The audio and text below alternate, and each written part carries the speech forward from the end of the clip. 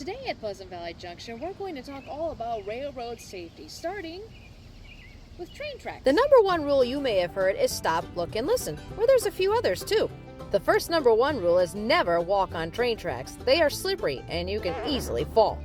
Another point of safety is to make sure to look both ways before crossing the rails. You never know if a train's going to be coming around the bend. Never assume that a line is abandoned just because the rails look a slight bit rusty and the ties look a little worn. That just maybe it's a spur line and it is in use, but not as much. When it comes to railroad ties, a lot of people often think that where the ties end, that's where the train's width ends. Well, that is incorrect. A lot of times trains are at least 10 feet wide, so make sure you give yourself plenty of space. You must never get that close. The same especially goes if the train is carrying extra wide cargo on their flat cars. A good safe distance would be 25 feet from the tracks. What does that look like? Well, it certainly doesn't look like this. Or this, or this, or this, or this, or this, or this, or this. This is definitely way too close to the train tracks. You could easily get hit from behind.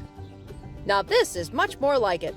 My personal rule of thumb, unless you're invited by the train crew, do not walk on the ballast. You're way too close. And never just blindly cross the tracks. Always look both ways and adhere to railroad safety signs. And if you see any trouble, look for the blue card on the signposts. Be sure to stay tuned for more railroad safety tips.